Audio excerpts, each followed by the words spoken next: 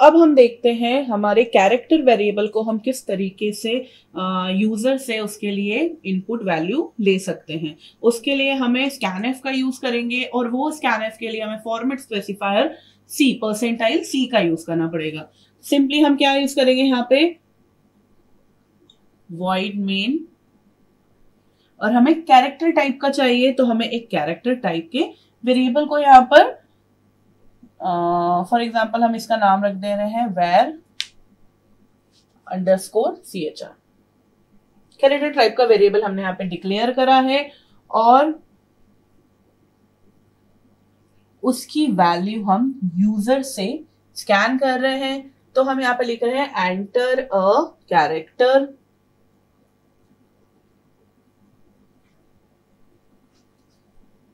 Scanf. अब यहाँ पे फॉर्मेट स्पेसिफायर कौन सा यूज होगा, परसेंटाइल सी, एड्रेस ऑपरेटर और हमारे वेरिएबल का नाम। नाउ अगर हम चाहें तो इसे प्रिंट करके देख लें। So you entered percentile C, right, and get ch। जैसे ही कंपाइलर यहाँ पे रीड करेगा कैर डेटा टाइप, तो यहाँ पर वो वेरिएबल के लिए हमारे जो मेमोरी है उसमें स्पेस बना देगा कैरेक्टर टाइप के 1 बाइट का। और फिर उसके बाद इस varchar नाम के वेरिएबल के अंदर हम जैसे ही कंपाइलर यहाँ पे रीड करेगा स्कैनएफ रीड करते से हमने फॉर एग्जांपल यहाँ पे वैल्यू दी है b, तो यहाँ पे स्टोर हो जाएगा b और हमारा जो कंसोल है उस पर जब ये लाइन रीड करेगा, स्टेटमेंट रीड करेगा कंपाइलर, तो वो डिस्प्ले कर देगा हमने जो इनपुट लिया है यूजर से।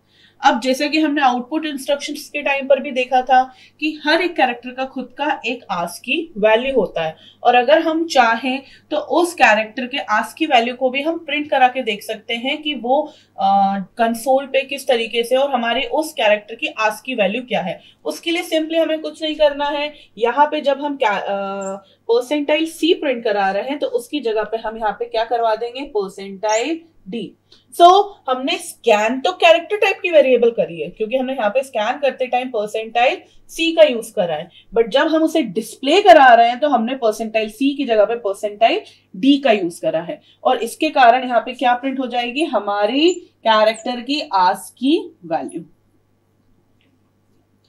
इसी तरीके से हम मल्टीपल इनपुट्स भी ले सकते हैं और मल्टीपल इनपुट्स के लिए हम एक सिंगल, जैसे मैंने अभी आपको प्रोग्राम के टाइम पर फ्लोट और डबल के लिए दो स्कैनएफ यूज करे थे, बट हम चाहते हैं कि हम सिर्फ एक सिंगल स्कैनएफ में ही 2 इनपुट्स यूजर से ले सके, तो उसके लिए भी हम मल्टीपल इनपुट्स के लिए भी हम यहाँ पर सिंपली क्या करेंगे, scanf percentile. For example different type के इनपुट्स हैं, जरूरी नहीं एक ही टाइप के इनपुट्स हों, percentile D, percentile F, percentile L F, percentile C, और फिर यहाँ पे हमने डबल इन्वर्टेड कॉमा क्लोज करा और फिर उसके बाद हमने यहाँ पे सारे ही वेरिएबल्स हमारे जो है, फॉर एग्जांपल इंट वेरिएबल के लिए हमने लिखा a, फिर उसके बाद %a, फिर उसके बाद फ्लोट वेरिएबल के लिए रखा परसेंटाइल एड्रेस ऑपरेटर हमने यहाँ पे रखा f, फिर उसके बाद एलएफ के लिए हमने एड्रेस ऑपरेटर रखा डबल नंबर, और इसी तरीके से सी के लिए भी कैरेक्टर के लिए रखा इंक्लूड। तो इस तरीके से हम मल्टीपल इनपुट्स भी यूजर से ले सकते हैं। अब इस सब को हम प्रैक्टिकली इंप्लीमेंट करके देखते हैं हमारे एडिटर पर। तो अब हम इसे प्रैक्टिकली इंप्लीमेंट करके देखते हैं। हम एक कैरेक्टर टाइप का वेरिएबल जो हमने बनाया था var_char, उसकी वैल्यू हम यूजर से इनपुट लेते हैं, printf enter a character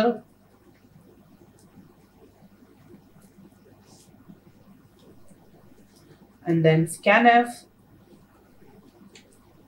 अब इस scanf के अंदर हम डबल कोट्स के अंदर लिखेंगे परसेंटाइल सी, जो फॉर्मेट स्पेसिफायर है कैरेक्टर टाइप के डेटा टाइप के वेरिएबल के लिए, और यहाँ पर एड्रेस ऑपरेटर और हमारा वेरिएबल का नाम।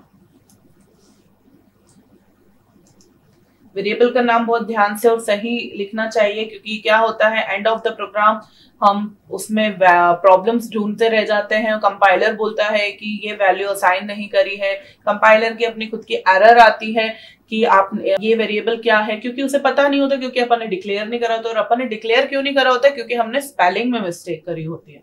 तो इसलिए हम लिखते टाइम स्पेलिंग का ध्यान रखना है। और अब इस कैरेक्टर को हम प्रिंट करा के देख लेते हैं। You have entered this।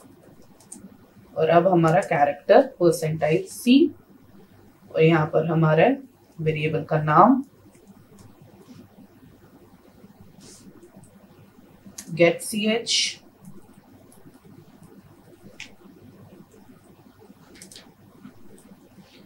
तो हम इसे सेव कर लेते हैं, वो फिर कंपाइल कर लेते हैं एंड देन रन कर लेते हैं। कैरेक्टर हमने दिया B, you have entered B, fine. अब जैसा मैंने आपको printf के टाइम बताया था कि हमने आस्क की वैल्यू देखी थी किसी भी कैरेक्टर की, वैसे ही हम यहाँ पे भी देख सकते हैं। अब यहाँ पर एक हमने स्कैन तो परसेंटाइल C में कर रहे हैं, बट हम उसे डिस्प्ले इंटीजर टाइप में करेंगे, तभी हमें आस्क की वैल्यू समझ आएगी। तो हम यहाँ पे परसेंटाइल D लिख देते हैं एंड देन इसे फिर से कंपाइल कर देते हैं और फिर से रन कर देते हैं। अब हम चाहते हैं, हम देखना चाहते हैं Q का आस्क की वैल्यू, जो कि है 81। तो इस तरीके से हम इंटीजर, हमारे इंटीजर आस्क की वैल्यूज जो रहती हैं वो हम देख सकते हैं हमारे कैरेक्टर टाइप का।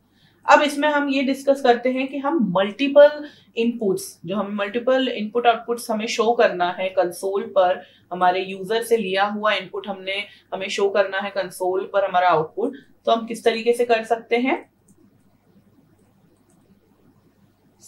अब मैं यहाँ पर 2 टाइप के वेरिएबल बनाती हूं।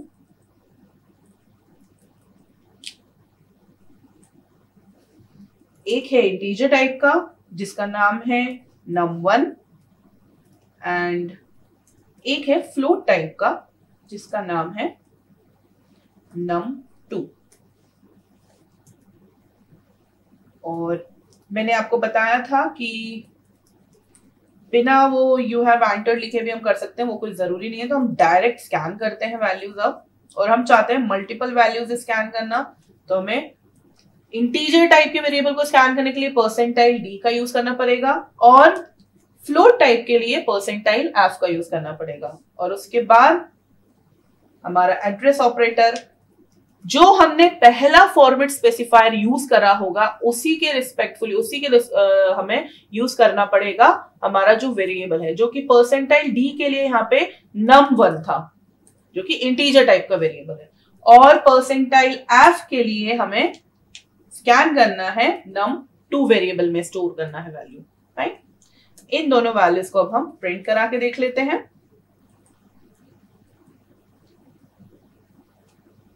So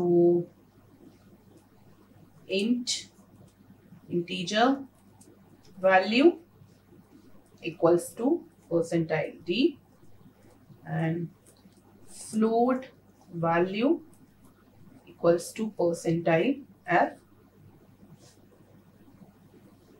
num1 and num2, getch। अब इसे कंपाइल करते हैं, एक एरर है, ओके। सो हमें यहाँ पे एरर क्या मिली है, एरर किस तरीके से लिखी है हम वो भी देख लेते हैं। example.c7, सबसे पहले एरर लिखा, उसके बाद आपकी फाइल का नाम लिखा है जो कि क्या है example.c, उसके बाद एक नंबर लिखा है, वो क्या लिखा है 7। इस नंबर का मतलब है या तो 7th लाइन पर एरर है या तो जस्ट 7th लाइन के ऊपर एरर है, या हो सकता है 7th लाइन पे एरर, उसके ऊपर जो 6th लाइन पे लिखा हुआ था स्टेटमेंट उसमें आपने कुछ गलती करी थी, उसकी वजह से वो 7th लाइन पे एरर शो कर रहा है। तो हम इसको यहाँ पे रीड अगर काउंट करें तो 1 2 3 4 5 6 7th लाइन पे हमारी एरर है, और बकायदा वो हमें एरर बता भी रहा है स्टेटमेंट मिसिंग, मतलब हमें ज्यादा दिमाग लगाने की जरूरत ही नहीं है, स्टेटमेंट मिसिंग। और उसके बाद वो ये भी बता रहा है कि मिसिंग क्या है, आपने सेमीकोलन मिस करा है, आपने उस पर्टिकुलर स्टेटमेंट को गलत तरीके से एंड किया है, आपने कॉलन का यूज करा है। तो हम यहाँ पर कॉलन हटाकर सेमीकोलन लिख देंगे। अब हम इसे वापस सेव करते हैं, वापस कंपाइल करते हैं। अब कोई एरर शो नहीं हो रही है और वापस इसको रन करते हैं। अब हमारा यहाँ पर जैसे कि पहले लिखा आ रहा था enter float value, enter integer, हमने ये सब नहीं लिखा। हम जो प्रोग्राम भी लिखेंगे हमारा कंप्यूटर वैसे ही काम करेगा, क्योंकि वो एक रिग्रेस सर्वेंट है, वो हम जो बोलेंगे वो वैसा काम करेगा। सो यहाँ पे हमने कोई सिंटैक्टिकल एरर नहीं करी थी, इसलिए हमें रन होकर प्रोग्राम यहाँ पर हम रन कर रहे हैं। और अब हम इनपुट्स देंगे। पहला हमारा इंटीजर इनपुट था तो हमने 23 दे दिया। दूसरा हमारा फ्लोट वेरिएबल था तो उसके लिए हमने 3.45 दे दिया। तो हमारी दोनों वैल्यूज यहाँ पे प्रिंट हो गई हैं, इंटीजर वैल्यू 23 और फ्लोट वैल्यू 3.45। इस तरीके से हम मल्टीपल वैल्यूज यहाँ पे प्रिंट करा सकते हैं, मल्टीपल वैल्यूज इनपुट ले सकते हैं। डिफरेंट टाइप के डेटा टाइप्स जितने भी हैं हमारे पास, वेरिएबल्स जितने भी अलग अलग टाइप के वेरिएबल्स बनाकर हम यहाँ पे कर सकते हैं और हमें आंसर उसका हमारे आउटपुट पे कंसोल पर देख सकते हैं। आगे हम काफी एक्सरसाइज करेंगे इसी टॉपिक के ऊपर, जिसमें हम सीख पाएंगे कि हम किस तरीके से अलग अलग सिनेरियो में, और हमारा जो क्वेश्चन रहेगा वो अलग अलग सिनेरियो में, अलग अलग सिचुएशन में हम किस तरीके से हमें स्कैन करना है, स्कैन एफ यूज करना है और किस तरीके से हमें प्रिंट एफ यूज करना है।